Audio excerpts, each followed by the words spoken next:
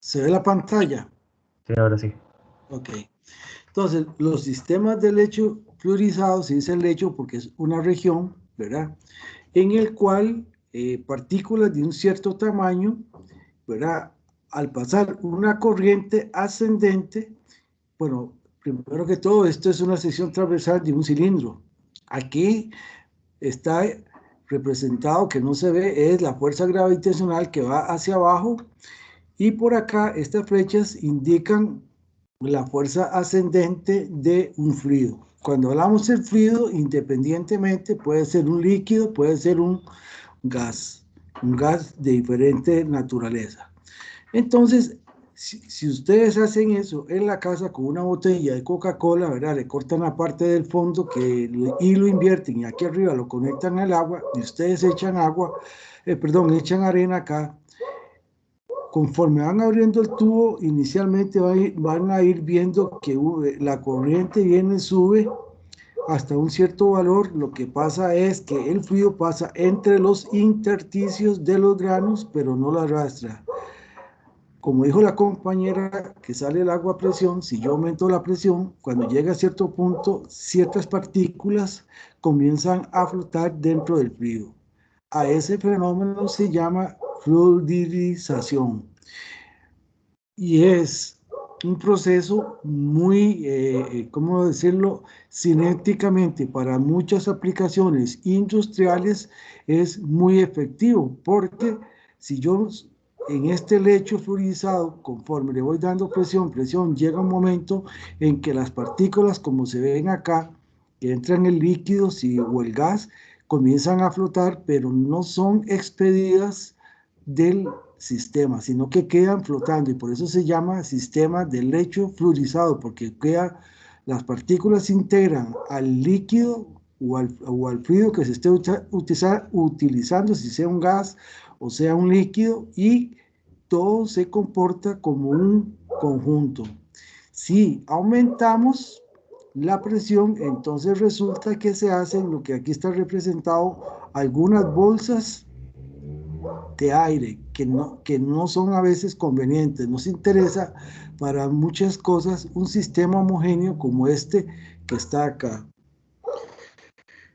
Entonces, se puede decir que la fluidización es el fenómeno por el cual un lecho de partículas sólidas, ¿verdad?, se suspenden en el seno de un fluido.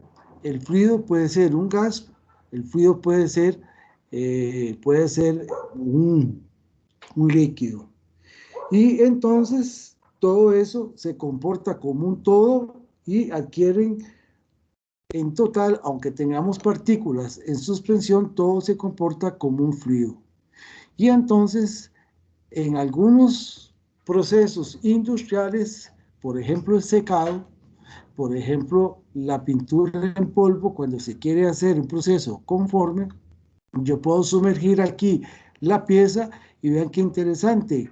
Si yo pongo una pieza que tiene una geometría diferente, resulta que aquí, bueno, complicada, que tienen partes hondas y profundas, resulta que como está todo en ese medio, que es un lecho fluorizado, entonces el objeto, el sustrato, va a estar en contacto con esas partículas que están arrastradas por el gas. Y es ahí donde estriba mucho el interés en procesos de recubrimientos. Uno de ellos que se está haciendo mucho es lo que se conoce como el sistema de pintura en polvo, en el cual las partículas de polvo están suspendidas acá en una corriente de aire. Cuando yo pongo un objeto y lo cargamos, esta parte negativa y la pieza al positivo, y entonces se da una fuerza electrostática entre las partículas en suspensión y el sustrato. Con esto se logra tener un proceso conforme. Con este principio se ha logrado este sistema de pintura en polvo, pero hay otros como es la ionización, el anodizado. Para la compañera que hablar, uno de los últimos desarrollos es este, porque como les dije la clase anterior, no sé si fue con ustedes, Muchas veces los procesos, ¿qué quiere decir? Que son, digamos, dependen mucho de que si yo voy a hacer una deposición, sean paralelos. Entonces ahí algunas partes van a quedar más recubiertas que otras. Pero en el caso de preparación, y esto para las compañeros que van a hablar de arcillas, es muy importante que tengamos un medio homogéneo como este, porque yo puedo, por un lado, cargar las partículas, quedan en suspensión en un fluido, que aquí este fluido puede venir caliente, y entonces si entra aquí partículas húmedas, sufren un secado, y a la vez, después de que se baja la densidad de la partícula, puede ser arrastrada al otro lado. Si entra por este lado izquierdo, van haciendo como una flotación acá y salen por el otro lado totalmente secos. Entonces, en la preparación de muchos materiales cerámicos, esto es sumamente importante. Ahora, muy importante es que este fenómeno ya ha sido estudiado y está relacionado con la densidad y tamaño de las partículas que vamos a procesar, con la presión del fluido que entra acá y además la densidad del fluido. Controlando esas variables, entonces se pueden obtener una buena relación, digamos, de contacto entre el material que se va a tratar, si fuera el secado, o el recubrimiento, si fuera el caso. Vean que en esto, si ustedes se recuerdan del curso en el cual se que ven los tratamientos térmicos, en el laboratorio de tecnología de las aleaciones, si no me equivoco, entonces resulta que cuando queremos hacer una cementación de una pieza muy compleja, yo la puedo poner aquí guindando, y entonces al estar inmerso en todo digamos así, en entre comillas, baño de partículas, que en este caso sería la corriente ascendente de gases reductores para hacer el flujo de carbono en la pieza. Y entonces aquí no depende de cómo ponga la pieza. Y algo conveniente, que yo puedo controlar muy bien la composición química detrás, y entonces puedo regular muy bien, digamos, la tasa de cementado, si fuera el caso, o nitrurado, si fuera el caso. En el caso del procesamiento, de cerámicos, bueno, uno es el secado. El otro aspecto muy, muy importante tiene que ver cuando se hacen los tratamientos de calcinación y los tratamientos de sinterización, porque resulta que este sistema sí, yo puedo por acá inyectar o introducir ahí un gas. Bueno, puedo introducir dos gases, un gas que es el combustible y otro gas que sería el comburente. Y cuando están aquí, entonces se da la combustión, con el cual yo puedo hacer de una manera muy, pero muy efectiva la sinterización, que va a hablar algún grupo, o bien la calcinación, cuando yo quiero calentar un material y quiero calentarlo a una temperatura de unos 600 grados para quemar, ¿verdad? Todo lo que es la materia orgánica. Y entonces, algunas veces estos procesos sirven como un proceso digámoslo así, de concentración de lo que es un mineral que queremos reducirlo. Puede ser que acá también puede suceder que aquí entra un gas que va a reaccionar con la partícula en su suspensión, y acordémonos esto, y esto es algo que nos van a explicar los compañeros cuando hagan la parte de procesamiento. Entre más pequeña sea el diámetro de una partícula, el área superficial específica es enorme. Y entonces, en algunas reacciones de catálisis, donde queremos nosotros que se dé una reacción de digamos, una reacción química entre la superficie del sólido que está en suspensión acá y el fluido puede ser oxidante, puede ser reductor, entonces podemos llevar esas reacciones de una tasa de realización, una cinética bastante elevada. Entonces, ese es el principio del lecho fluorizante.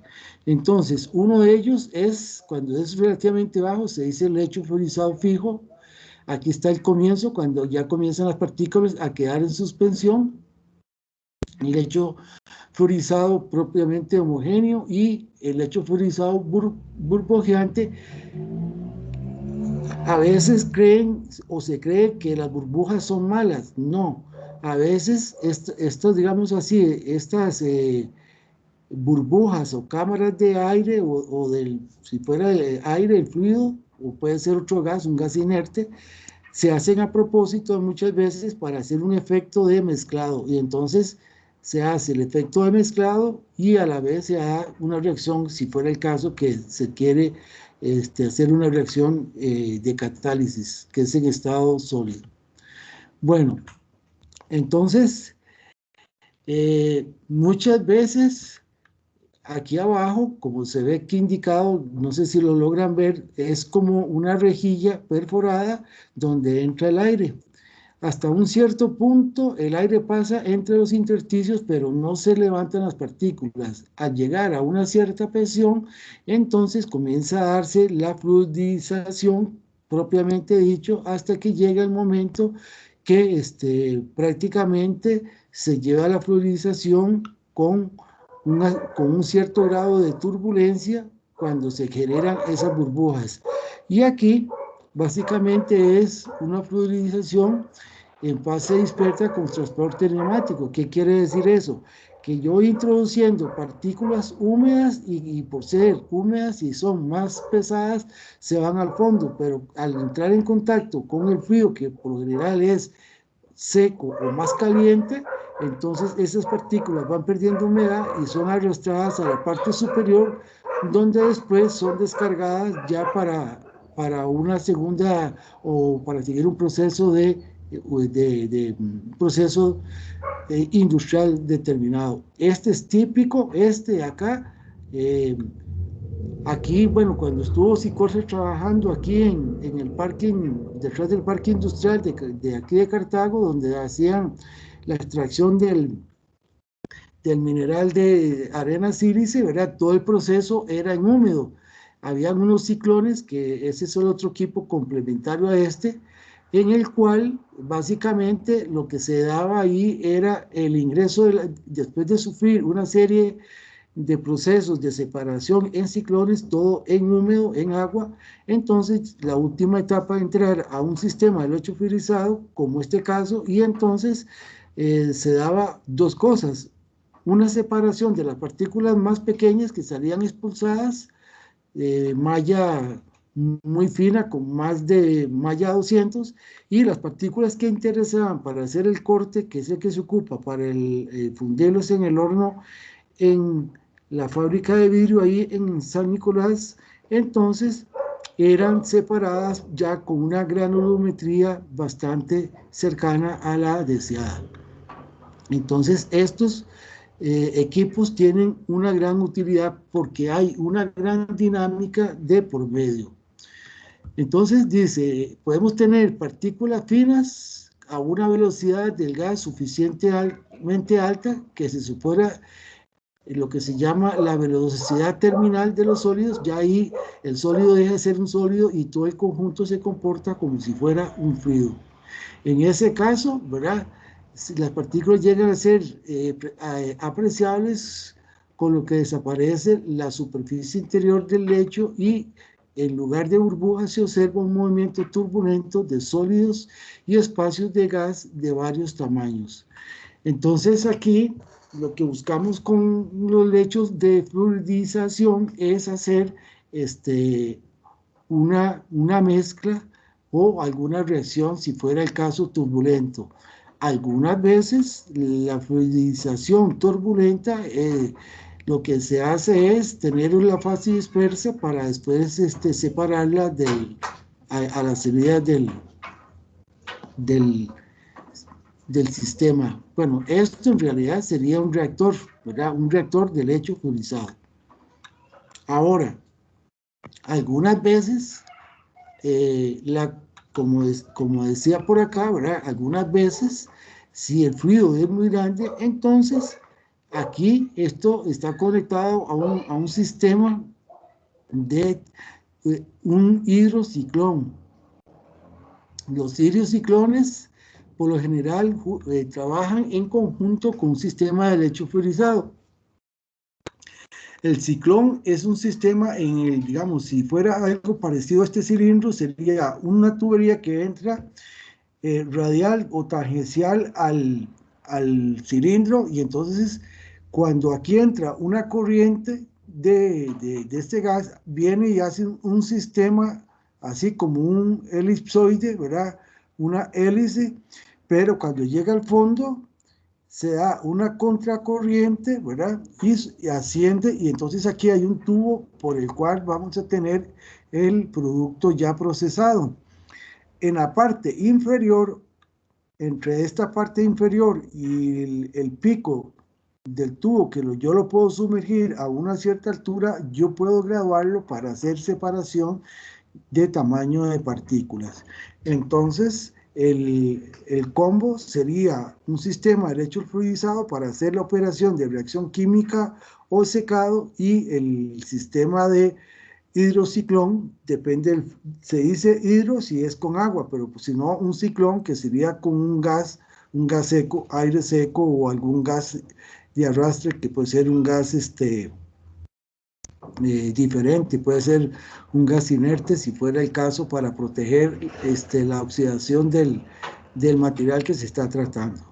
Entonces, cuando yo hago ese comportamiento anómalo, que no es homogéneo que les dije hace un momento, sino que vienen burbujas, ahí lo que se hace es una función 100% de mezcla. En algunos casos, para lo que es procesamiento de las cerámicas, eso es lo que sucede. Bueno, entonces, con eso que les dije, este es el esquema de un ciclón. Se dice ciclón si es con un gas que no es en húmedo. Si es con agua, entonces se llama un hidrociclón. Entonces, como ustedes ven aquí tenemos el combo. Este es el reactor propiamente dicho para crear el proceso de fluidización, y este de acá, ¿verdad? Es el que hace el proceso de separación. Entonces, digamos así, esta entrada tangencial lo que hace es este efecto de vórtice, y aquí abajo hay otra tubería que, graduándola, uno puede controlar aquí muy bien cuál es el tamaño de partícula que quiere separar. Nos interesa que por aquí salga la partícula, ¿verdad? O el gas libre de partículas, o que las partículas salgan con un tamaño. Entonces vean que aquí entra el gas, al hacer este efecto se deposita aquí en el fondo, y entonces vuelve a caer por su propio peso aquí abajo en el fluido, y el gas que ya sale limpio sale para ser expulsado y no contaminar el medio ambiente si fuera el caso. Este es uno inmerso en el otro. La otra alternativa es el que les comentaba hace un momento. Entonces, tenemos el reactor de lecho fluorizado. Se genera aquí todo el proceso, si fuera el caso de secado y mezcla. Entonces, entra tangencialmente. Esta entrada es la misma que se ve acá. Entonces, la masa entra y hace un efecto de vórtice. Cuando llega a un valor mínimo, aquí se forma otra contracorriente, que es la corriente ascendente, que va a salir por la parte superior. En este caso tenemos un conjunto de dos ciclones, porque, como les decía, esta altura que yo la puedo subir o bajar me gradúa la granulometría que se quiere. Entonces, en el caso de procesamiento de los materiales cerámicos, estos equipos son fundamentales por dos cosas. Primero, con esto hace un efecto de mezcla, hace un efecto de secado, como les dije. Con el ciclón yo puedo hacer separación granulométrica. Entonces vea que aquí, en este caso, aquí está la salida de este primer ciclón. Este va a la boca, que sería algo parecido a este, de otro ciclón, donde aquí lo mismo, ya se puede graduar para que entregue aquí ya el producto procesado, y por el otro lado sale ya el aire prácticamente con 100, cercano a 100% puro, si fuera aire, ¿verdad? Entonces se puede reutilizar en un proceso. Bueno, entonces esto es muy importante para la parte de procesado. Son sistemas que dinamizan el proceso de separación, que dinamizan el proceso de secado. Hay otros procesos de secado, sí, hay otro que se llama splash, que entra aquí una corriente de aire y se libera en una cámara a una cantidad de vacío, y entonces el vacío lo que hace es evacuar la humedad que trae la partícula, pero eso se los voy a dejar a los compañeros que van a hablar de la parte ya propiamente de procesamiento de los procesamientos de los minerales, todo lo que es desde la extracción de la mina hasta la parte de preparación física para hacer ya la materia prima casi lista para hacer ya el producto final. Bueno, hay otros sistemas que no se alimentan por la parte inferior, sino que son los que se alimentan por la parte superior, que se llaman lechos fluorizados de chorro. En esto, aquí va cayendo, por ejemplo, esto es típico en un material que está mezclado con partículas grandes y partículas pequeñas, entre comillas. Entonces, cuando entra la corriente acá, la contracorriente a la corriente de descenso, entonces todas las partículas pequeñas, si tienen una cierta presión, son arrastradas hacia afuera, y las de un tamaño para hacia arriba van cayendo y se van depositando acá a los lados. Entonces aquí cada cierto tiempo se está evacuando las partículas que ya, las partículas que están aquí ya no están mezcladas con partículas muy finas que para ciertos efectos pues contaminarían algún producto. Bueno, con respecto a lo que es el comportamiento, ¿verdad? Entonces tenemos el comportamiento de partículas fluidizado, que es este de acá, o el otro, como hablábamos ahora. Entonces, si fuera el caso que yo voy a hacer una separación o voy a hacer un secado, si por este lado entra el material, va haciendo todo el proceso, y después aquí hay una apertura donde continuamente o cada cierto tiempo ya sale la materia prima procesada. Entonces, aquí se trabaja con la diferencia de presiones para graduar el tamaño de partícula que yo quiero filtrar. Entonces, aquí tenemos eso para tener esa depresión. Muy importante, ¿verdad? Muchas veces una separación y una preparación no se llevan de un golpe. Se pueden ocupar 2 o 3 o varios. Inclusive hay sistemas de lecho fluidizado que es un conjunto en total, pero por decirles algo, aquí hay una separación que llega hasta una cierta distancia y tiene, digámosle así, 3 secciones. Y entonces en ese caso, cuando tenemos esas 3 secciones, uno alimenta a la otra hasta que al final sale el proceso, el producto ya procesado, ya separado, secado, si fuera el caso. Bueno, muy importante después que para hacer el diseño de un sistema de lecho fluidizado se ocupa algunas detalles. Bueno, el primero es el tamaño de los sólidos y cómo se distribuyen. En general, dice, las partículas pequeñas tienden a aglomerarse si están húmedas, con lo que el lecho se debe agitar para mantener las condiciones de fluidización. Entonces, en ese caso, hay un mecanismo o se agrega otro fluido a presión para que no se aglomeren las partículas pequeñas, porque si no, entonces, eso es como cuando uno quiere hacer a veces los macarrones, ¿verdad? Y si se juntan, quedan 3 macarrones, 4, 5 macarrones pegados, y no como que a veces se desea que sea cada macarroncillo ahí separado. Entonces, eso es importante tenerlo presente. Y esto se puede llevar a cabo con agitadores mecánicos mediante operación a velocidades del gas relativamente altas para romper esas uniones transitorias utilizando la energía cinética de un chorro de gas entrante para agitar los sólidos en suspensión. Otras veces, las partículas finas con una gran distribución de tamaño se puede fluidizar en un amplio rango de velocidades del gas, permitiendo operaciones flexibles con lechos profundos y grandes, que es el caso que yo les decía de cámaras. Ahora, por el contrario, los lechos de partículas grandes con distribución de tamaño uniforme suelen fluidizar peor con aparición de sacudidas. Aquí, grande es que se requiere una gran presión para poder levantar las partículas y queden suspendidas en el fluido, ¿verdad?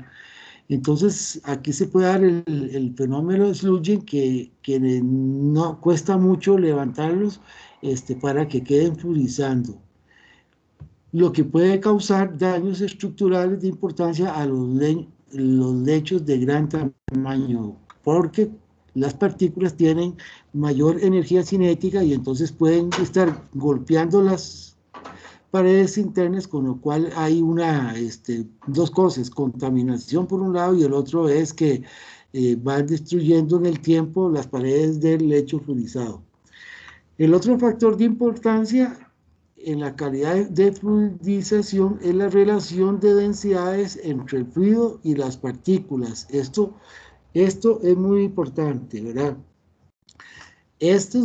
Las densidades diferentes entre las partículas y el fluido es muy importante porque ayuda a controlar, digamos, el grado de separación que se quiera tener. Normalmente los sistemas líquido-sólido fluidizan de manera homogénea, mientras que los sistemas gas sólidos suelen mostrar heterogeneidades, o sea que hay regiones donde el sistema tiene propiedades totalmente diferentes una región respecto a la otra, y eso sucede porque muchas veces, como yo les mostré acá, eso se trae en estas rejillas y hay zonas muertas cerca de acá, y cuando asciende esto, hay regiones, como se ve acá, muertas, donde prácticamente la partícula tiene una movilidad muy cercana a cero.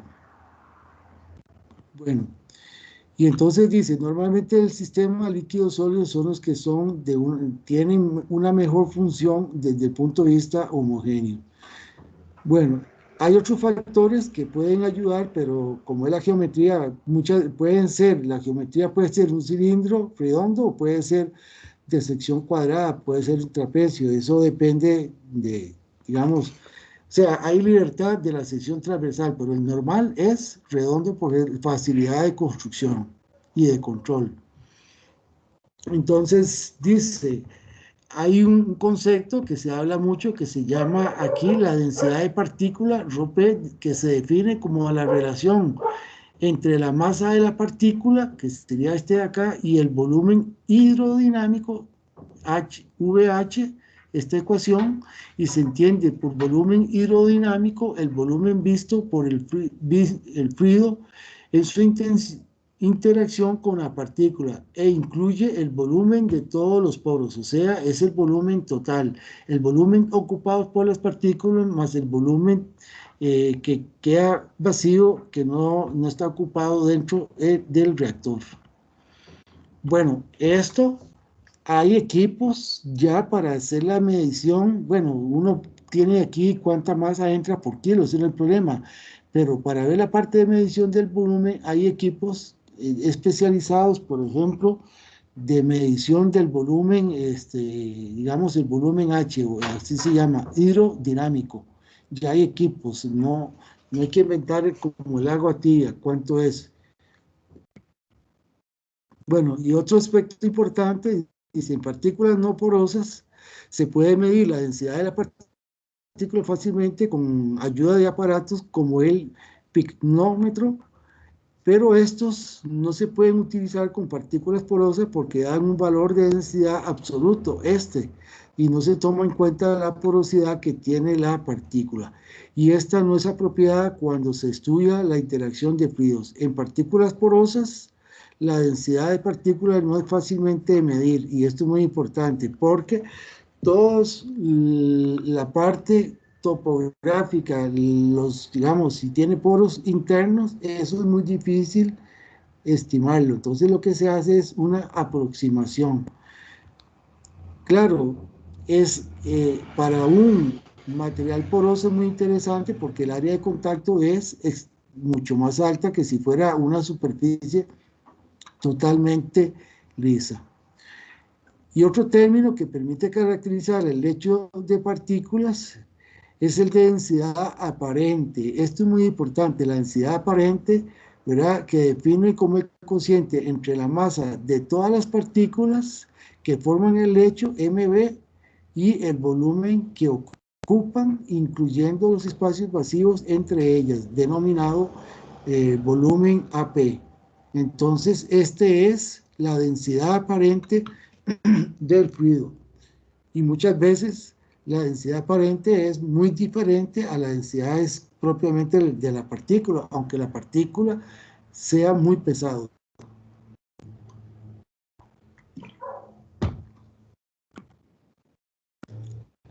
Bueno, entonces, una forma de caracterizar las partículas es a partir de la fracción de vacíos del lecho E, que representa la relación entre el volumen de los espacios que separan las partículas del lecho y el volumen aparente de este, se puede establecer la pendencia entre las densidades del lecho y de la partícula como está aquí dado. Entonces, 1 menos la sumatoria de todos los volúmenes hidrodinámicos entre el volumen que hablábamos hace un momento, AP, entonces se puede encontrar cuál sería más o menos esa relación de fracción de vacío, E. Y entonces 1 menos E por la densidad nos da el término de densidad del lecho, que es la fórmula que se utiliza. Bueno, aquí en Costa Rica, Sicorsa tiene un sistema de lecho fluidizado y allá por Miramar, donde hay estas industrias de la sal, utilizan este sistema para hacer el cálculo del sistema de lecho fluidizado para hacer el proceso de secado de la sal que venden, que tienen ellos industrializado.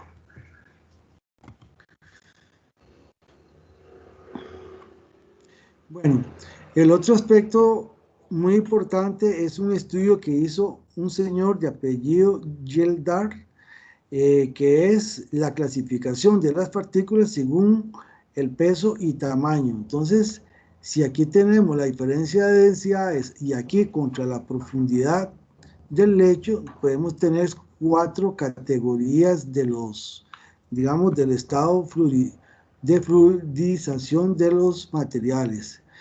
Entonces dice, las propiedades de fluidización de una partícula en aire se pueden predecir si se clasifica en uno de los 4 grupos. Y entonces aquí lo que se hace es, con respecto a la velocidad superficial del gas, a la que aparecen las primeras burbujas, que se conoce como velocidad mínima de burbujeo. A partir de ahí empieza ya a crecer el estado fluidizado. Entonces pueden ser este UMB puede ser mayor a la velocidad que tiene la masa del fluido. Las burbujas se dividen y coalescen. Coalescen quiere decir que se unen continuamente existiendo un máximo tamaño de burbuja alcanzado. De ahí que la fluidización suave y de buena calidad. Esa es cuando la tenemos esta primera región del sistema. Y en las partículas del grupo B y D, entonces serían B y D, estos de acá, dice aquí hay una igualdad de energía entre las dos. Cuando digo energía, se refiere a la velocidad, entonces sería energía cinética esta. Las burbujas crecen de manera continua sin existir un límite en cuanto a tamaño máximo alcanzado. Por ello, la fluorización es de la peor calidad y lleva asociada grandes fluctuaciones. Y en el grupo C, las fuerzas entre partículas son grandes comparadas a las fuerzas de inercia debidas al gas de fluorización. Así que las partículas no son capaces de alcanzar la separación necesaria y la fluorización como tal no se produce. Esta sería la región de acá. Entonces les interesa esta región A. Ahora, para el caso de sistemas, entonces no es que porque uno no se dé una cosa u otra no es bueno. Entonces, vean ustedes, aquí tenemos la categoría del fluido, del lecho fluidizado, A, B, C, D. Aquí me dice las características principales, partículas típicas, y acá adentro lo que me va a ir diciendo alguna cualidad. Entonces dice, ideales para fluidización muestran un rango de no burbujeo, grupo A. En el B comienza el burbujeo hasta un valor de velocidad que se denomina velocidad MF. En el grupo C, las fuerzas coercivas son muy altas, entonces hay dificultad para crear el sistema fluidizado. Y el grupo D quiere decir que el tamaño es muy elevado para el fluido que se tiene. Típicas partículas, dice aquí, catalizadores de craqueo. Si no saben qué es el fenómeno de craqueo, el fenómeno de craqueo es cuando una partícula pesada se rompe en, digamos, en el caso del petróleo, los residuos que son moléculas muy grandes se someten a un sistema de lecho fluorizado por temperatura, entonces se rompen en moléculas más pequeñas. Y entonces ahí sí que me quedaba un desecho, bueno, no digamos desecho porque no se desechan, sino que me queda como un residuo, una especie de brea. Entonces esa brea se somete a un lecho fluidizado a alta temperatura y las moléculas pesadas que constituyen esa brea van a romperse en otros subproductos que tienen una utilidad diferente en el caso de la parte de la industria por ejemplo, de hacer esto que es el asfalto. El grupo B, la arena típica de construcción. El grupo C, el típico es el movimiento de la harina. Ya ustedes imagínense que la harina y el cemento tienen un tamaño de partícula muy, muy pequeño. Aquí el grupo D es la grava o piedrilla de construcción o algunos granos de café que son relativamente grandes para fluidizarlos. Expansión del lecho, dice aquí es alta, moderada, baja por la aparición de los canales y aquí es baja porque prácticamente no se genera el lecho. La velocidad de desaireación, que es eliminar el aire, aquí es muy lenta, aquí es inicialmente rápida, pero después tiende a un valor exponencial y aquí es relativamente rápida porque no hay movimiento de las partículas. Propiedades, formación de burbujas y coalescencia. ¿Qué quiere decir? Que se forman burbujas y después se unen hasta un valor máximo, un tamaño máximo. En este caso, aquí crecimiento de burbujas sin tamaño límite. Aquí no hay burbujas, solo canales, porque se meten, hacen como un camino entre los sólidos y por ahí pasa el fluido. Crecimiento de burbujas sin tamaño límite. Bueno, y aquí hay otras características como es la mezcla de partículas de gas y la aparición de chorros, que es cuando está prácticamente un chorro, es que entra la corriente perpendicular y arrastra todo lo que tiene. Bueno, nada más para que ustedes vean, la energía mínima para que se dé la fluidización es esta relación que es la gravedad, el diámetro de la esfera del volumen a la raíz cuadrada, y con eso pues se tienen ya algunas fórmulas para pensar en hacer un diseño de un sistema fluidizado. Y dice, el caudal nunca se introduce como un chorro, porque entonces hace el efecto de chorro, sino, como vimos acá, la manera de propiciar que se distribuya homogéneamente es que si yo pongo aquí una corriente y aquí no hay digamos, lo que se hace es una placa perforada o con huecos para que el aire venga y salgan chorros de aire por todos lados del sistema. Si yo pongo un chorro que entra acá, hace el efecto de chorro, viene y jala todo para arriba, pero los lados no se da la fluidización. Ese es el sentido de esa fórmula que, que se comenta aquí, este de acá. Para ir terminando, entonces aquí tenemos algunas ventajas y desventajas. Los lechos fluidizados muestran ciertas características deseables y otras indeseables. El comportamiento del fluido que presentan las partículas en estado de fluidización permite desarrollar operaciones con facilidad, por ejemplo, el secado, el recubrimiento, lo que es la separación de partículas. Esos son el pan nuestro de cada día en estos equipos. La rapidez con la que se mezclan las partículas cuando yo quiero hacer una mezcla para fabricar algo, por el caso típico, por ejemplo, no es lo que se ve siempre, ¿verdad? Pero porque hay otro sistema de mezclado que se llama el amasado en arcillas, pero si queremos hacer una mezcla para hacer una cerámica blanca, entonces ahí podemos hablar de un sistema de estos. Entonces, la idea es que haya un mezclado homogéneo. Se logra con este sistema de una forma muy sencilla.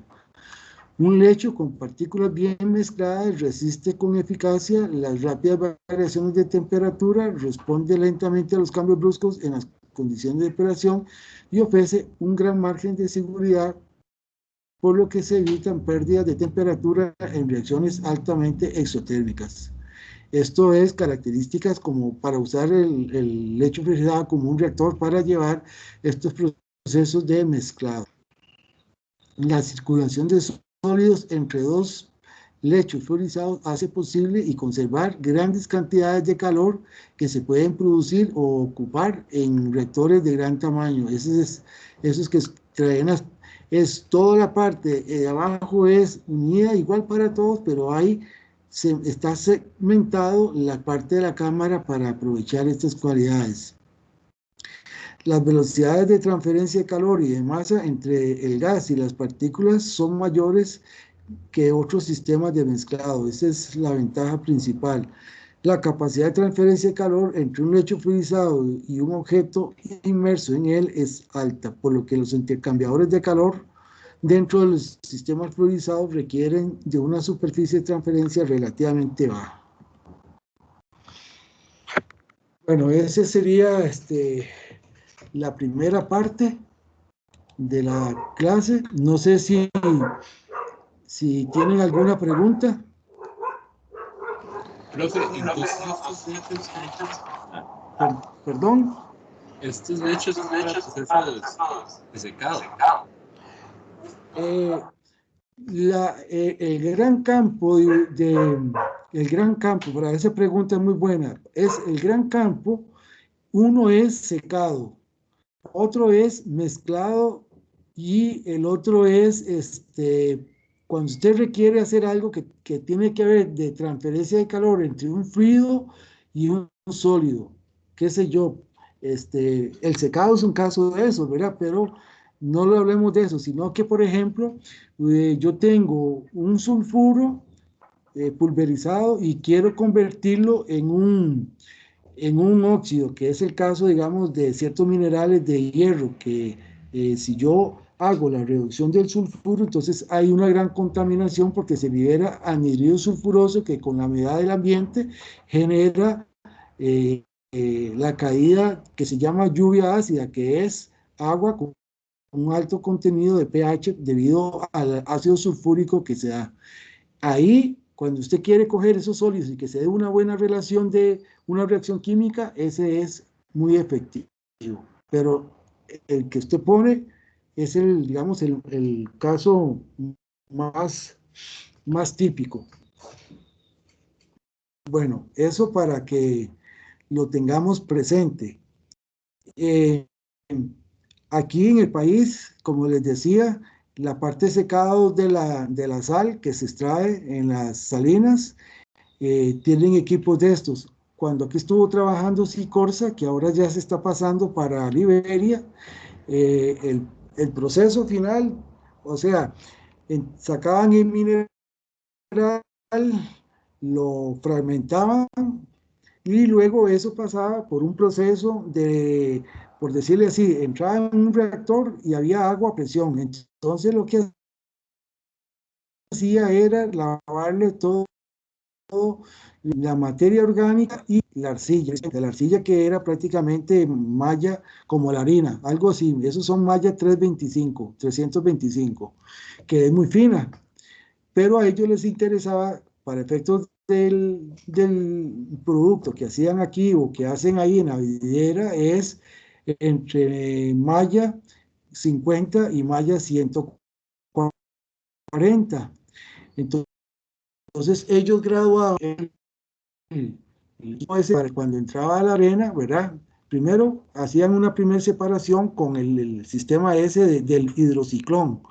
Una vez que estaba en el hidrociclón ya graduado, entonces entraba al proceso del lecho fluorizado para secarlo, pero se ponía a una presión de trabajo tal que todas las partículas más de 140 fueran arrastradas por el fluido de trabajo, que en ese caso era aire caliente, aire caliente. Entonces, ese residuo entraba a un segundo ciclón, donde ahí se depositaba y no se mandaba al medio ambiente porque es lanzar partículas al medio ambiente contaminándolo. Entonces se separaba el aire caliente que se expulsaba al medio ambiente y en el fondo del ciclón quedaba el residuo que sería esa masa. Entonces, una vez que nos llegaron a nosotros y que yo la probé para fundición, prácticamente eso era arcilla con, con arcillas. Al final, la idea era ver qué se podía hacer con esos residuos porque era una cantidad muy grande. Al final nunca se llegó a hacer nada. Entonces ahí es importante tenerlo presente. Bueno, el otro tema que quería aprovechar hoy, vamos a buscarlo por acá.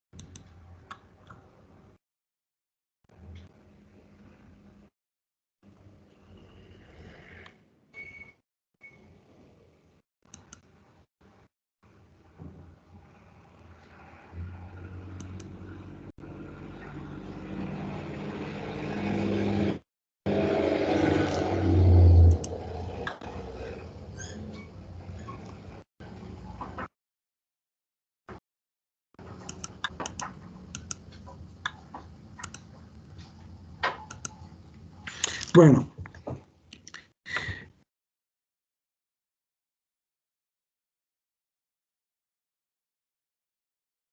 eh,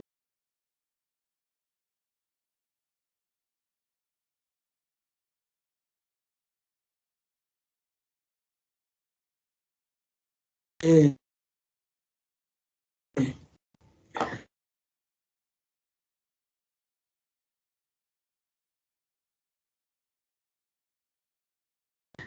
los, los diagramas ternarios,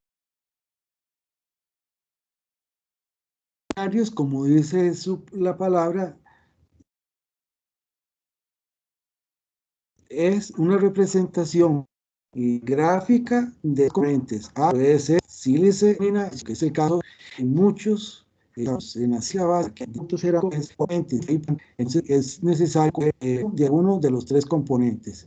El diagrama que se han visto hasta ahora también son conocidos como diagramas binarios, ¿verdad? De dos componentes. En el lado voy a representar de forma incremental el soluto, que sería el segundo componente.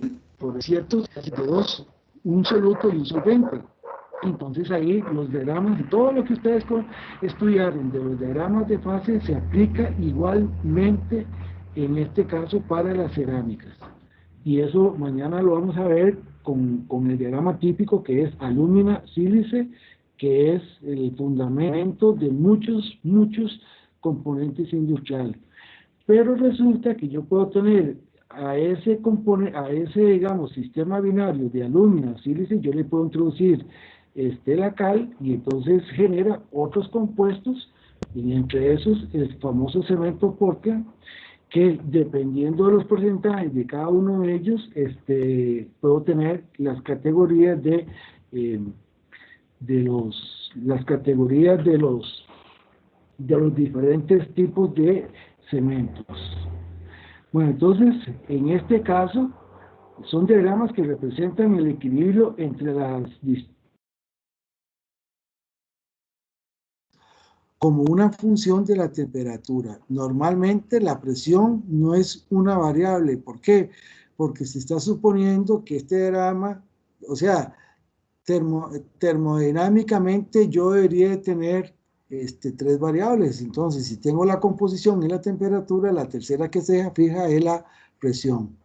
¿Por qué eso? Porque muchas veces, para efectos prácticos, un cambio de la presión no es o sea, no, ordinariamente no se utiliza tanto y no tiene muchas veces un efecto sobre muchos productos que se hacen, en el caso de la construcción o por los ladrillos de la parte cerámica, digamos, los refractarios no hay importancia. En otros, como es el caso de la alúmina para las candelas de los automóviles, ahí más bien es la presión un factor importante, pero es solamente un componente, solo alúmina. Entonces, para nosotros eso es muy importante. Rápidamente, para procesos isobáricos a presión constante, ¿verdad? Entonces, se aplica la regla de fases de Gibbs, que no lo vamos a ver acá. Siempre puedo tener dos alternativas de variable, como digamos, la variable que cambia, el peso porcentaje que ustedes vieron en termodinámica o el porcentaje molar. El peso porcentaje es el más común de todos, el más conocido, ¿verdad? De tal manera que lo que se debe cumplir es que el porcentaje de A en todo momento, el porcentaje de A más el porcentaje de B y el porcentaje de C, siempre tienen que sumar el 100%. Eso es una ley que tenemos que tenerla en la cabeza, ¿verdad? Siempre los tres componentes es el 100%. Aquí, a simple vista, a veces, a olfato, yo puedo saber cuál va a ser el solvente y los dos solutos, pero eso no es tan fácil porque yo en un diagrama binario, entre más a la izquierda esté, y estoy más cerca de la pureza del solvente, ¿verdad? Y conforme me alejo, me acerco más al lado derecho, estoy más en el lado puro del soluto. En este caso, bueno, en realidad eso es muy relativo, ¿verdad? Porque si estoy del lado del soluto, entonces ya ahí el solvente pasa a ser el soluto y el que era el solvente pasa a ser el soluto. Entonces, eso es importante tenerlo presente.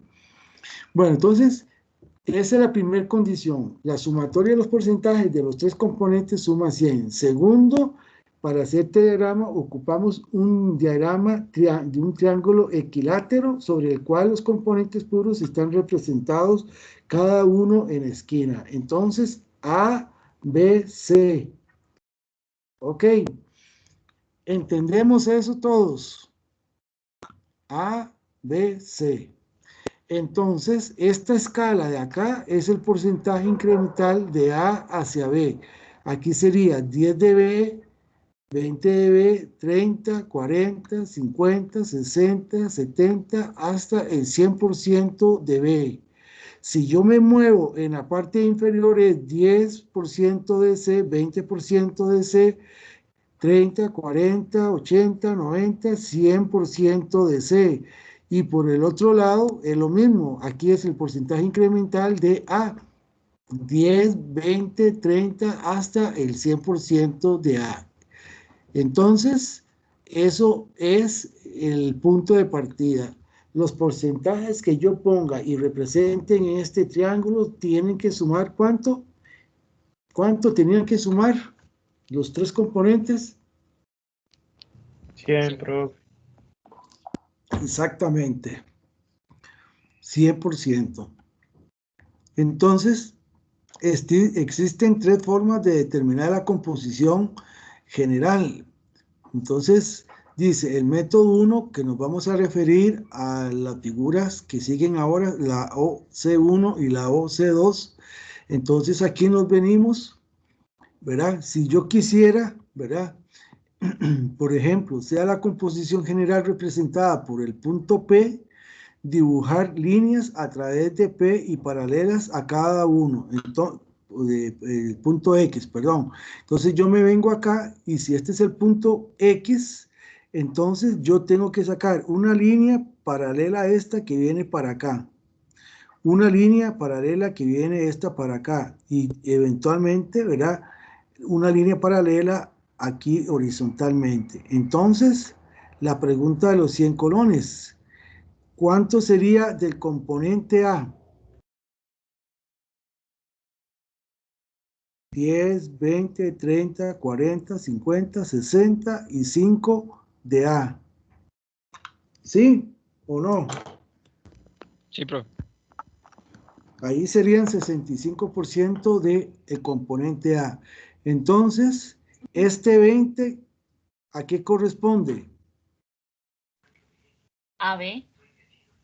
A B. Entonces, 20% de B. Y el otro componente que yo tengo que tener sería 10, 20, 35 de componente ¿qué? Sí. 25% del componente C. Entonces con eso yo ya me ubico en el diagrama. Entonces yo tengo que es 65 y 20, 85 y 25 obtengo el 100%. Perdón, Profe, ahí es, perdón, aquí es, ¿sí? es que, digamos, eso le iba a preguntar, que el 60, digamos, es fácil para la A y la B porque, digamos, a esas líneas del triángulo solo las toca una, las líneas rojas, pero a la de C Sí, las toca dos, entonces, ¿cómo sé yo cuál? sí.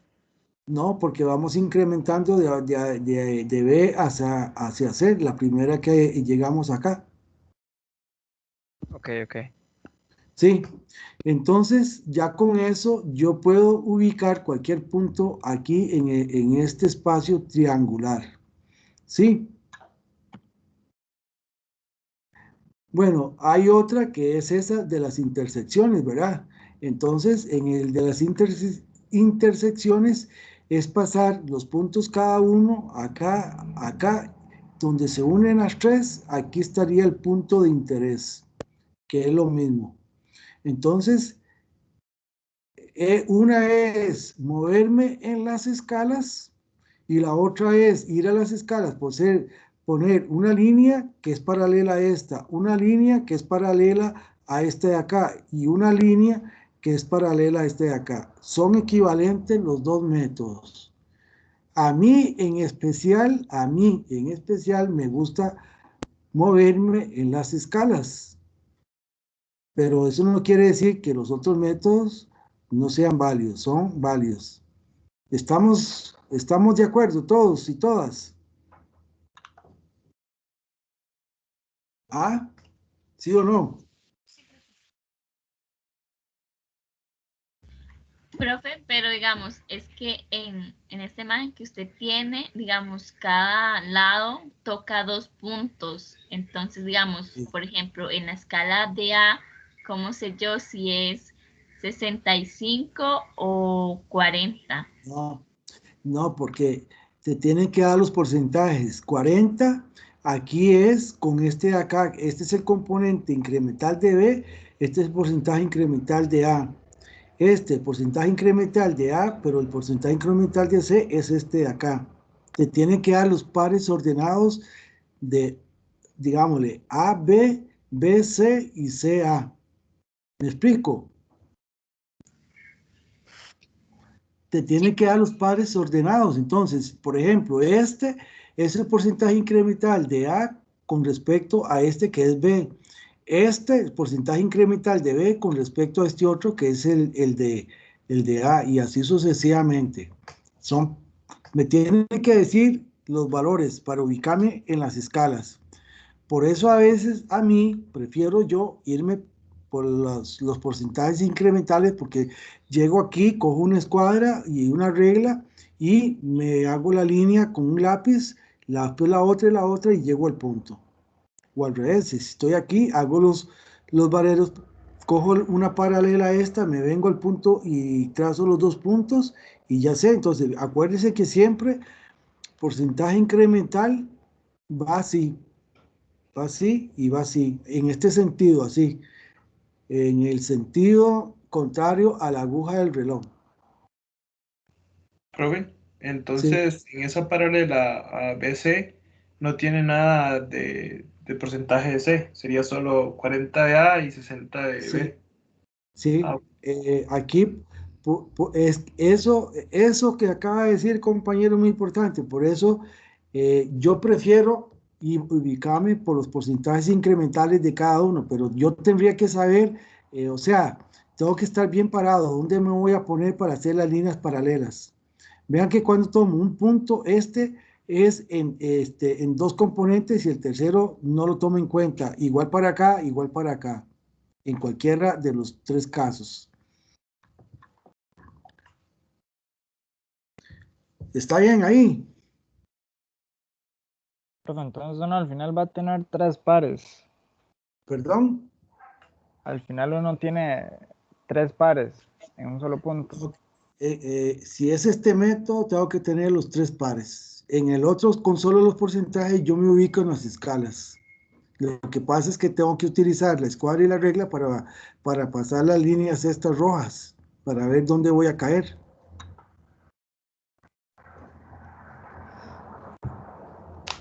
Profe, pero digamos, esta imagen que estamos viendo es, digamos, cuando yo tengo la composición y necesito encontrar el punto. Y la anterior era cuando tengo el punto y ocupo encontrar la composición. Sí, exacto, cualquiera de los dos es lo mismo. X va a ser igual aquí y X va a ser igual aquí.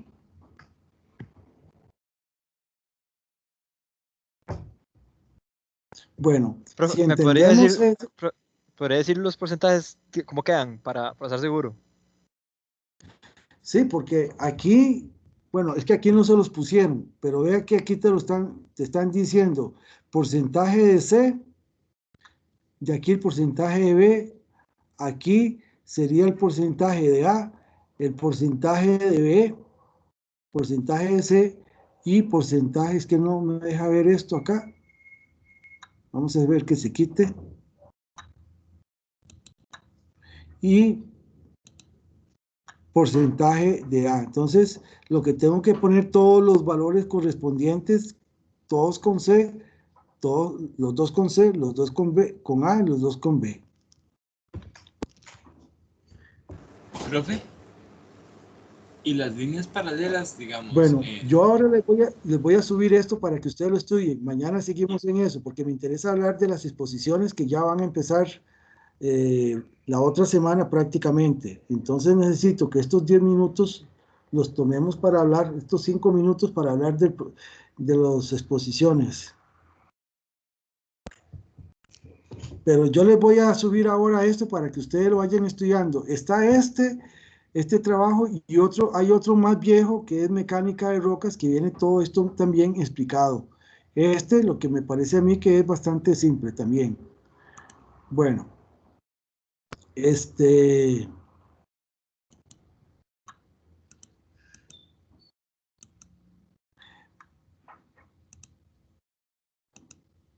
vean, para la otra semana ya todos los grupos tienen que ir trabajando.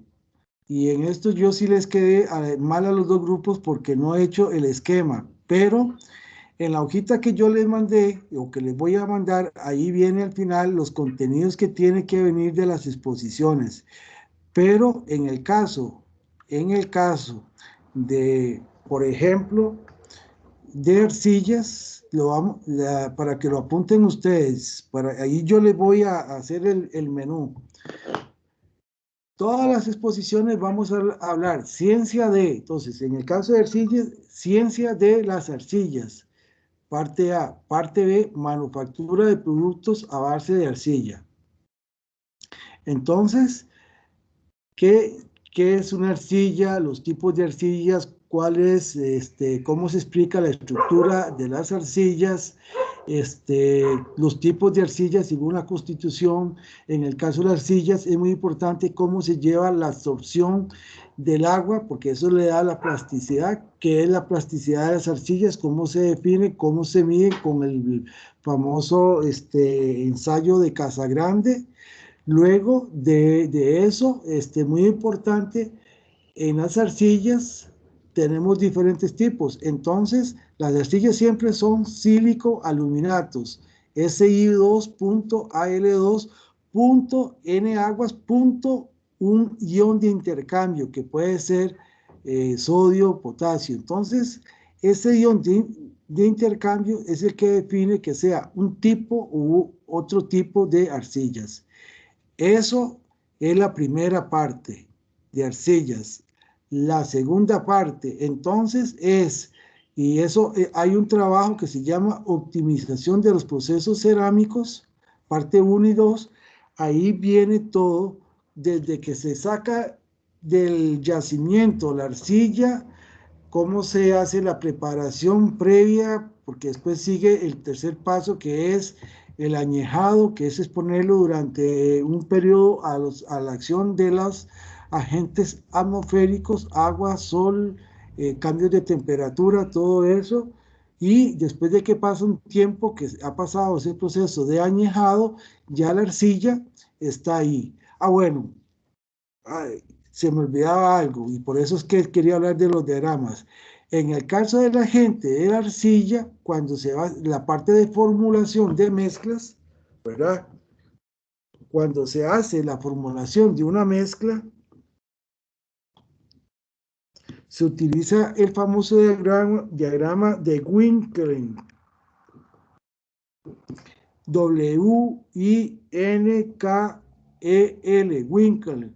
El diagrama de Winkeln es un diagrama ternario, como ese estamos viendo ahora, en el cual los diferentes constituyentes de una arcilla, que siempre son los limos, arcilla y la arena, definen la granulometría y el producto final. Entonces el diagrama de Winkeln es muy importante para la formulación de las mezclas de arcillas.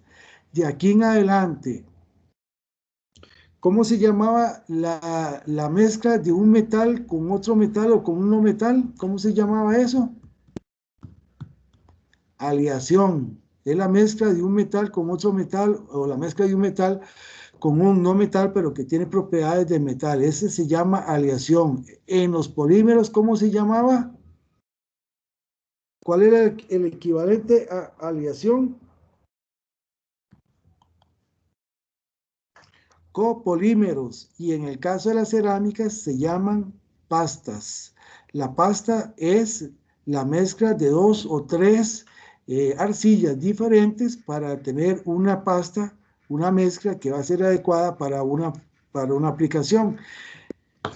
En ese caso, entonces el diagrama de Winkler sirve para la formulación de las pastas. Cuando digo pastas, es el equivalente de una mezcla de 2 o 3 componentes. Y entonces hay un artículo que yo les puse ahí, que, bueno, hay 2 o 3, pero hay uno que habla sobre lo que es el diagrama de Winkler. Entonces, esa es la primera parte. Entonces, cuando ustedes hablen de la parte de manufactura, la referencia es el diagrama de Winkler, porque me dice las regiones si son productos sólidos, huecos, o si son para tejas, cada uno. Entonces, los componentes ya uno los va a formular con base en eso. Ese diagrama es como el diagrama de aplicación de las arcillas. Entonces, ese grupo, yo esto voy a tratar de ponérselos en limpio, pero que vayan teniendo una idea. Igual, para la parte 2 de la segunda exposición es lo mismo. ¿Qué son los vidrios? Entonces, explicar a qué, bueno, primero que todo tienen que explicar qué es un vidrio, qué es el estado amorfo. Ahí tienen que explicar claramente la curva de enfriamiento de un material amorfo, y eso es muy importante, porque a partir de ese diagrama, que es cambio volumétrico con la temperatura, ustedes ahí tienen las regiones que se dice un material viscoso, restringido y ¿cómo se llama? Amorfo, que sería el caso a baja temperatura. Eso es la primera parte. Después van a explicar todos los constituyentes de un vidrio. Con base en los constituyentes van a hablar de los diferentes tipos de vidrios, cómo se aplican algunas aplicaciones, y la última parte es a los vidrios se les pueden hacer ciertos tratamientos, como yo les comenté la vez pasada. Entonces, explicar de esos tratamientos.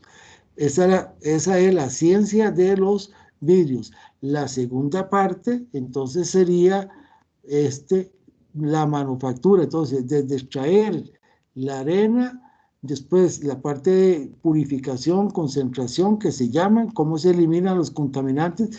Y en los vidrios es muy importante, porque muchos componentes en el orden de partes por millón es suficiente para cambiarle la transparencia, y en el caso de los vidrios eso es una propiedad fundamental. El grado de transparencia tiene que ver con la facilidad que se pueda ver a través de ellos, o translúcido también. Y entonces, una vez que está eso, ahí se puede hacer el método que es por caída libre, el método de soplado, y la parte de lo que es el vidrio flotado, que es en el sistema con ese que les mostré la vez pasada. Estos esquemas son los mismos que vamos a utilizar para el resto de las exposiciones. Entonces, ya todos los grupos, en todo el material que ustedes tienen ahí en la base de datos, busquen todos, en el caso de los vidrios, eso que yo les dije, y los de arcillas, busquen ahí un apartado que son vidrios y arcillas, y ahí viene toda la materia para que ustedes hagan su trabajo escrito y su exposición. Esa exposición de estos capítulos no puede ser menos de 20 minutos, porque es una temática bastante amplia. La vez pasada que dimos todo esto, los compañeros y compañeras de la parte de vidrios duraron entre 35 y 40 minutos. La parte de arcillos algo parecido, más o menos alrededor de 35 minutos, porque es una materia muy amplia. Entonces, eso me interesa. Ya yo para mañana les tengo toda la programación con las fechas de todo el resto del curso, para que ya vayamos organizándonos con las exposiciones. Profe, una pregunta. Profe, entonces, bueno, dale.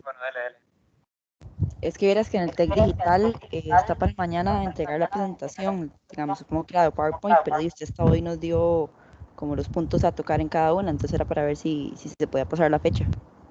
No, eso no importa. Ahora, con estos mismos, ahora yo les subo esta cuestión para ir formulando el contenido para que ustedes se organicen. Profe, otra consulta. Profe. ¿Sí? La parte escrita de estos dos trabajos, digamos, tenemos dos trabajos pendientes, que es la exposición y el quiz. Ujú, Ambos estaban programados para que se entregaran mañana, pero sí. entre las especificaciones no venía si la parte escrita de ambos tiene que venir igual con formato de informe. Sí, todos los trabajos los tenemos que hacer con el formato APA, porque eso es por la cuestión de la acreditación. Ok, profe, gracias. Igual, entre ¿cuántas páginas tenemos para hacer el, el quiz y la parte de la presentación? Permiso. De la exposición. Sí, señor. Vea, es que esto del vidrio y esto de la arcilla, ustedes tienen ahí un montón de información. Si yo les digo 10, se van a quedar cortos. Entonces, traten de más o menos manejarlo, más o menos, ¿verdad? Entre unas 12, 15 páginas. Si les sale más de eso, bueno, ahí uno ve, no es que ya está mal el trabajo y todo, pero sí que manejen eso. En el caso de ustedes, el grupo de ustedes, ¿qué es? ¿El de arcillas o el de vidrio?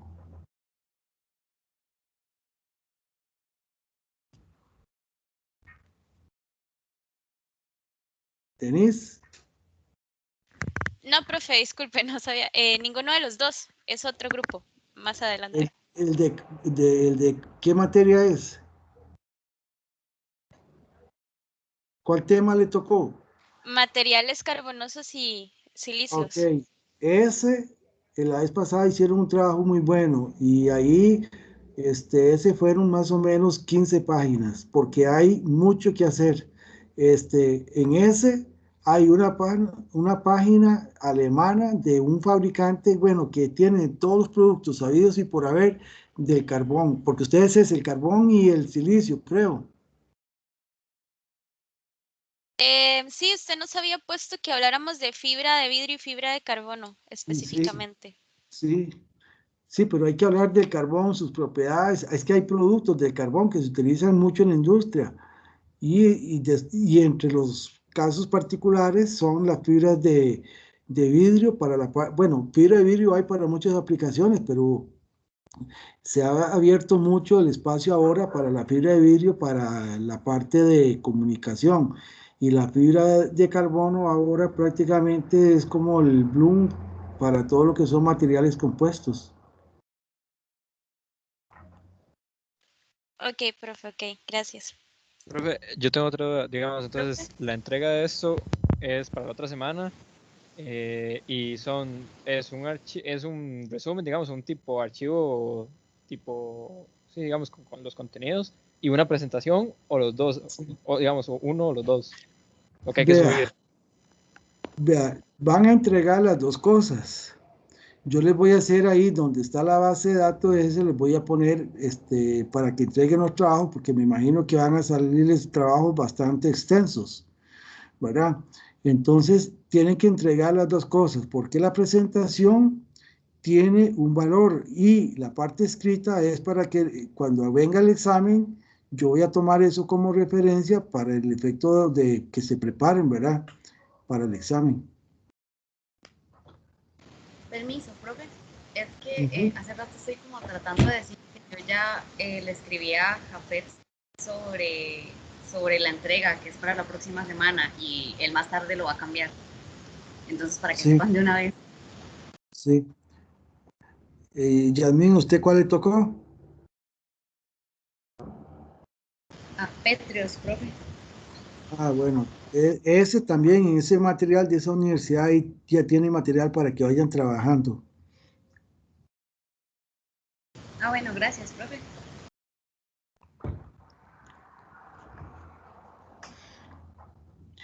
Lo que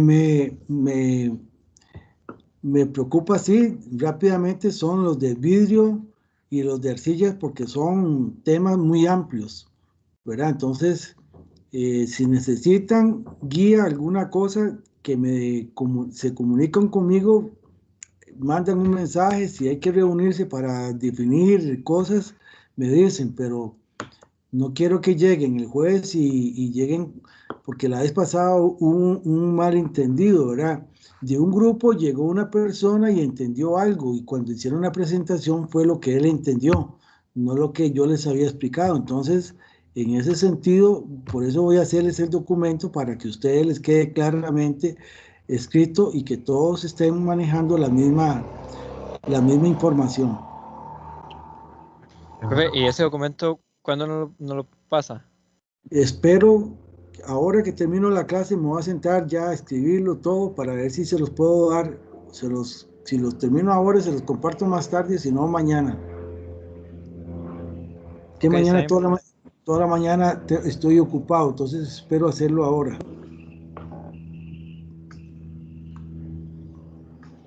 Bueno, si no hay preguntas, quedamos por acá. Profe, yo tengo una pregunta, ¿me escucha? Sí, sí, claro. Ok, entonces la presentación y el resumen del tema que tenemos quedaría para qué fecha específicamente de la otra semana. ¿Usted cuál grupo es? Refractarios y abrasivos. Ah, no, pero todos esos van a tener un poquito más de tiempo, pero ustedes serían prácticamente si no es el viernes de la otra semana, es el jueves de la otra semana, porque ese es el que sigue, ese es el tercero. Ok, pero tenemos una fecha específica para subir el documento y la presentación al TEC Digital, me imagino. Sí, Entonces, ¿cuál vean, sería? yo no sé con Gafet, es que él me dice que lo pongan en el test digital. La vez pasada tuve una mala experiencia porque se me trabó. Entonces yo voy a hablar con él. Si el TEC digital se los maneja, bueno, ahora hicieron una limpieza, quitaron un montón de documentos viejos, entonces ya hay más memoria disponible. Pero si no, lo hacemos con el Drive para que ustedes ahí tengan un buen espacio de trabajo. Ok, pero entonces usted podrá hacer como una fecha, digamos, si las presentaciones no van a ser Eso, todo el día. eso es lo que yo voy a hacer ahora después, para mañana ya traer las fechas. Ok, van a ser específicas entonces para cada tema. Sí, A la fecha límite de subir la presentación y el resumen. exacto. La idea ojalá es que eso, entre más rápido lo vayan haciendo, mejor, para que vaya saliendo de ese trabajo, ¿verdad? Profe, otra consulta. Sí, En el TEC Digital, el asistente puso que en estos días se entregaba el primer avance del proyecto, pero aún no nos ha hablado del proyecto. Entonces, ¿ese avance sí está o se corre? no, no, bueno, es que ahora no nos da tiempo, pero mañana a primera hora es lo que vamos a hablar del proyecto. ¿Ya Está bien, profe. algunos de ustedes tenían algún tema pensado? No, profe, es que como no hemos hablado, o sea, usted mencionó que había proyecto en el curso, pero digamos, no hemos hablado como de qué temas o de a qué va orientado. Entonces, Entonces, mañana sacamos el espacio para hablar primero del proyecto. Sí, porque ya eso tuvimos que haberlo hablado el viernes pasado para que ya estuvieran informados de ese proyecto.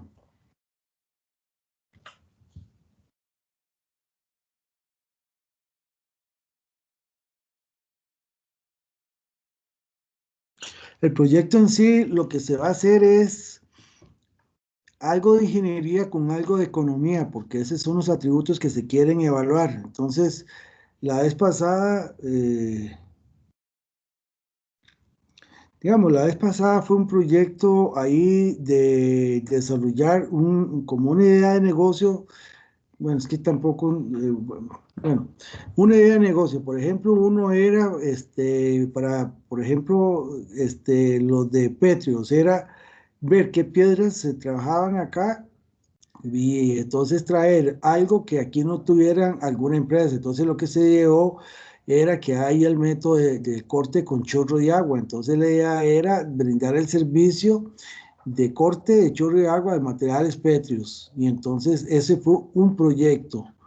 Otro proyecto que se hizo no es el diseño, ¿verdad? No es el diseño de un automóvil, sino, por ejemplo, si alguien quería hacer un vehículo viejo, unas partes que ya no se encuentran, entonces hacer una propuesta de cuál era la selección de materiales compuestos, pensando en los temas finales de materiales compuestos con los cuales se podía hacer ese material. Entonces era coger ya una carrocería, y no era toda la carrocería, solo unas partes estratégicas de la carrocería, y hacer todo el desarrollo de los planos con las medidas, y después de eso hacer el diseño del cómo sería el molde, y por supuesto seleccionar una propuesta de un material compuesto para hacer esa parte. Ese fue un proyecto que se hicieron en grupos, ya no eran grupos de 5, ahí eran grupos de 8 personas. Pero el caso del que les dije anteriormente, ese se hizo con grupos de 5 personas, porque era algo muy, muy focalizado, y ya había información. Ese es el sentido más o menos de los proyectos que se pueden hacer. Inclusive, yo lo que estaba pensando de eso era buscar un tema así amplio, entonces hacer grupos de 9 personas, y hacemos 5 personas, bueno, grupos de 9, alguien más ahí, porque creo que hay dos personas adicionales, entonces somos 47, y que esas 2 personas que quedan, una y otra, se ubiquen en un grupo diferente cada uno. Entonces, si fuera el caso de una carrocería, entonces podría ser un grupo de 9 personas. Pero déjenme pensarlo bien y piensen ustedes en los temas. El otro que pueden pensar ustedes es un marco de bicicleta en fibra de carbono. ¿Cómo hacerla? No es calcularla nada, coger un marco que ya está, y si eso se puede hacer en fibra de carbono, entonces desarrollar los planos para eso, y después buscar la mezcla con el reforzante. Eso es más o menos por donde anduvo el semestre pasado, el año pasado, el proyecto de este curso de capas de cerámicos. Profe, una pregunta. ¿Usted ¿Sí? tiene ahí la lista de los grupos con qué los tocó a cada grupo para que la proyecte un toquecito? De los temas. Sí, de las presentaciones. Sí, dame para buscarlo a ver.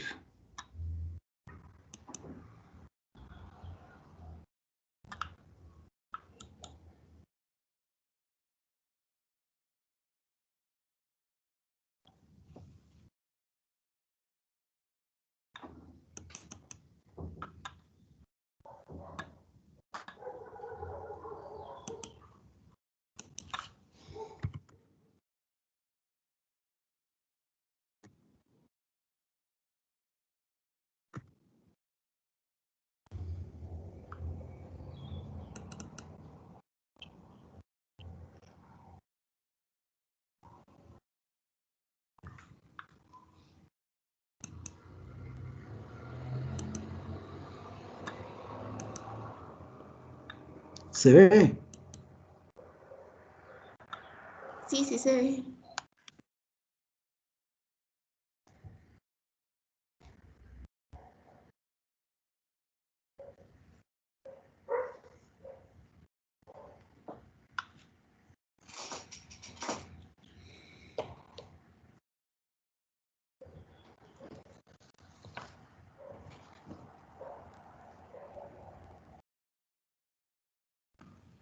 Profe, son solo 7 grupos.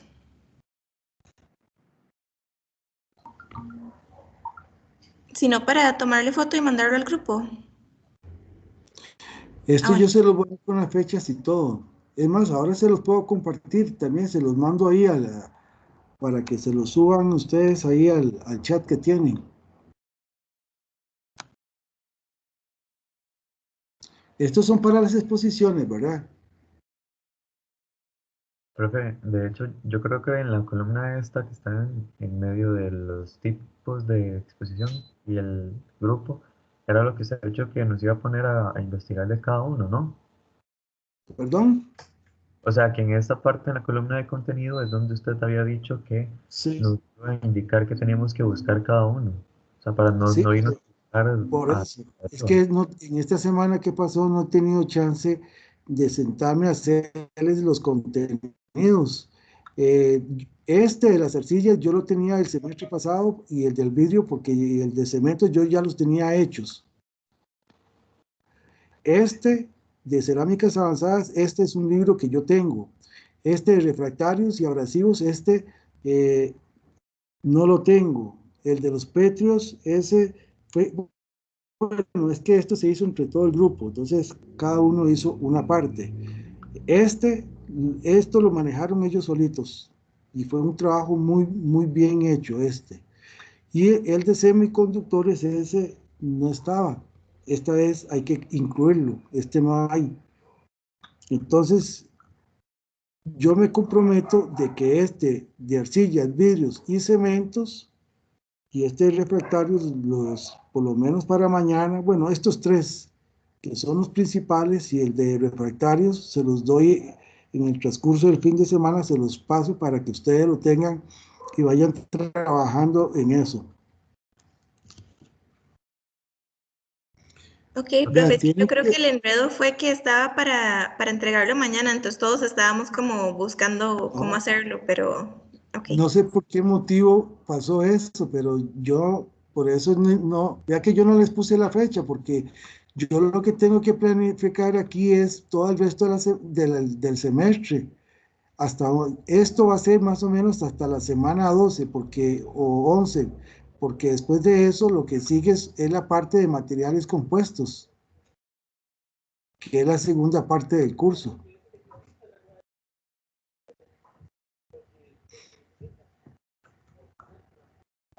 No sé, aquí los que se tienen que preocupar para la otra semana son arcillas, vidrios, cementos y refractarios.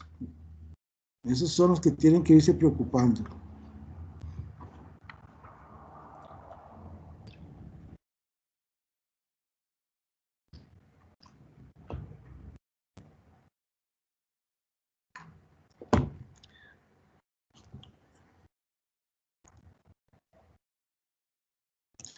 Bueno, jóvenes, los voy a dejar por aquí porque dentro de un ratico tengo otra vez otra clase. Entonces necesito prepararme para esa otra parte. Ok, profe, muchas gracias. Muy bien, a ustedes más.